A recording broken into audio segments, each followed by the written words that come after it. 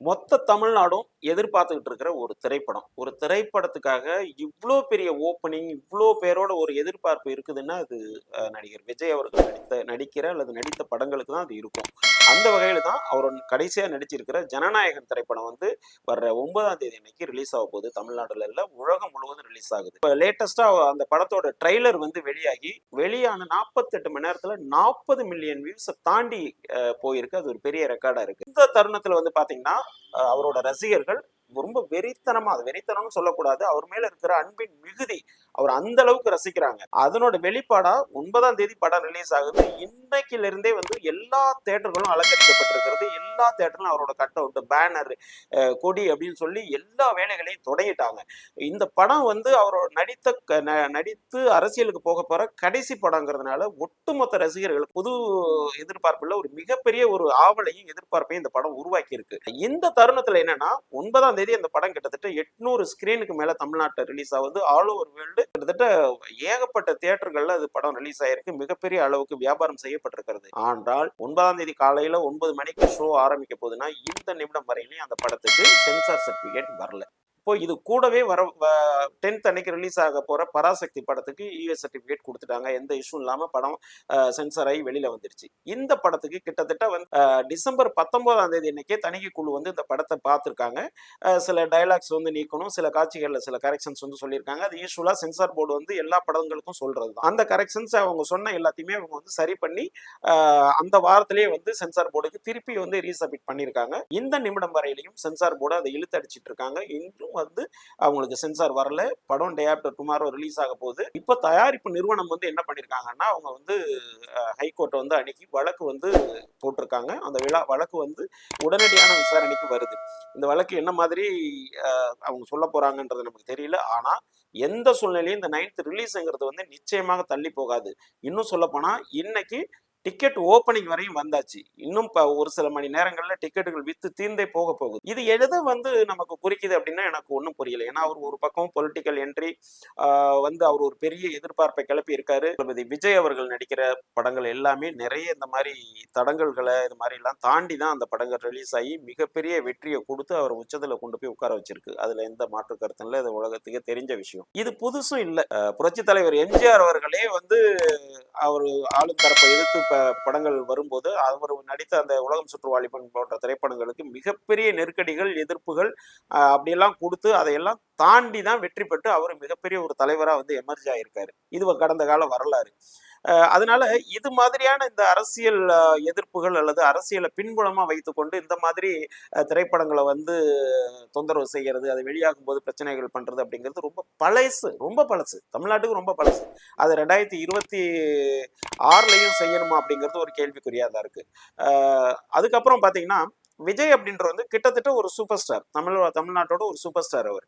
அதுல எந்த மாற்று கருத்துல ஒரு மிகப்பெரிய ஃபேன் பாஸ் வச்சிருக்கிறவர். பெரிய இன்னும் சொல்ல போனா குழந்தைகளுக்கு ரொம்ப ஒரு ஈர்ப்பான ஒரு ஹீரோ அப்படின்னா அது விஜய் தான். அதுல எந்த மாற்றம் இல்லை. அப்போ அந்த மாதிரியான ஒரு ஹீரோவோட படம் வந்து அதுவும் அவரோட கடைசி படமா வரும்போது ஒரு பெரிய எதிர்பார்ப்போட வரும்போது ஆப்போசிட்ல வர்ற படங்கள் அதுக்கு நிகரா அப்படின்னு பார்த்தோம்னா அது கிட்டத்தட்ட அது கிடையாது. அது வேற காரணங்களுக்காக அந்த மாதிரியான ஒரு சூழ்நிலையை உருவாக்குறாங்களே ஒழிய அது வந்து ஒரு சரியான போட்டியா இருக்குமாங்கிறதும் ஒரு கேள்விக்குறிதான். 2வது, இப்போ 10ஆம் தேதி ரிலீஸ் ஆக போற பராசக்தி பாத்தீங்கன்னா 65ல நடக்கக்கூடிய ஒரு ஹிஸ்டாரிக்கல் மூவி. அது ஒரு இந்தி எதிர்ப்பை பத்தி பேசக்கூடிய, இந்தி திணிப்பை பத்தி பேசக்கூடிய, அதற்கு எதிர்ப்பா நடந்த போராட்டங்கள், அதில் நடந்த சம்பவங்கள் தொகுப்பா அந்த படம் வரும்போது அது மத்திய அரசுக்கு சம்பந்தப்பட்ட ஒரு படம். மத்திய அரசு அன்று எதிர்த்த ஒரு திரைப்படம். அது ஜனநாயகன் வேறு ஒரு ஜேனர்ல ஒரு படம்.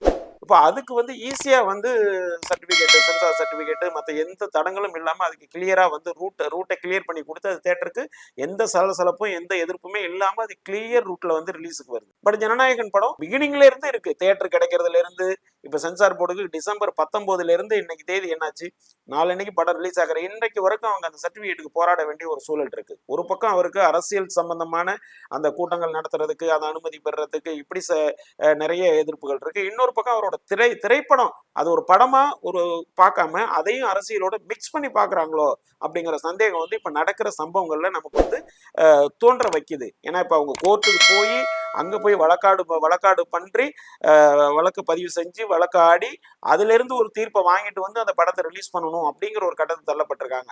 ஆனா இது ஒரு பக்கம் நடந்துகிட்டு இருந்தாலும் தளபதியோட ரசிகர்கள் வந்து பாத்தீங்கன்னா இன்றே வந்து அதை கொண்டாட ஆரம்பிச்சிட்டாங்க. இப்போ 9ஆம் தேதி அந்த படம் ரிலீஸ் ஆகுதுல ஏதாவது ஒரு சிக்கல்னா அது தமிழக அரசுக்கு பெரிய தலைவலியை கூட உருவாக்கிடப்படலாம். ஏன்னா தியேட்டர்களை வந்து அவங்க அந்த அளவுக்கு அலங்கரிக்க ஆரம்பிச்சிட்டாங்க, கொண்டாட்டத்துக்கு தயாராகிட்டாங்க. அப்ப இந்த மாதிரியான இடர்பாடுகளை கொடுக்காம அதை ஸ்மூத்தா நடத்தி போறது எப்படி அப்படிங்கிற ஒரு விஷயத்த வந்து ஆளும் தரப்புகளும் சரி, இல்ல இது எங்க இருந்து இந்த எதிர்ப்பு வருது, ஏன்னா சென்சார் போர்டுங்கிறது மத்திய அரசாங்கத்தோடது, மாநில அரசாங்கத்துக்கு அதுல இது இல்லை. ஆனா இவர் எதுக்குற 2 பேருமே பவர்ல இருக்கிறதுனால இந்த இஷ்யூஸ் வருதா அப்படிங்கிற ஒரு கேள்வி தானாவே எழுது. இதெல்லாம் தேவையற்றது அப்படிங்கறதா பொதுவான பார்வையாளர்களோட கருத்தாவே இருக்குது.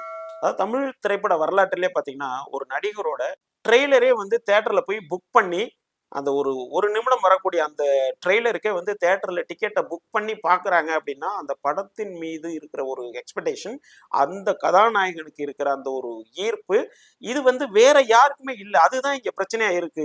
அவரை எதிர்க்கக்கூடியவர்களுக்கு அல்லது அவரோட வளர்ச்சியை தடுக்கணும்னு நினைக்கிறவங்களுக்கு அதுதான் பிரச்சனையா இருக்கு. அந்த சம்பவங்கள்லாம் இவரோட திரைப்படத்துக்கு தான் நடக்குது. இப்ப இந்த ட்ரெய்லரே வந்து அந்த மாதிரி தெரிக்க விட்டுருக்கு. இன்னைக்கு இவ்வளோ பேர் வந்து அந்த 2 நாள்ல அந்த ட்ரெய்லரை பார்த்துருக்காங்க. தியேட்டர்ல அத்தனை ரசிகர்களும் புக் பண்ணி போய் அதை பார்த்துருக்காங்க அப்படின்னா இந்த படம் என்ன மாதிரியான ஒரு வரவேற்பை கொடுக்க போகுது, என்ன மாதிரியான விஷயங்களை பேச போகுது, எந்த மாதிரியான அரசியல் அது வெளிக்கொண்டு வர போகுதுங்கிறது ஒரு மிகப்பெரிய எக்ஸ்பெக்டேஷன்.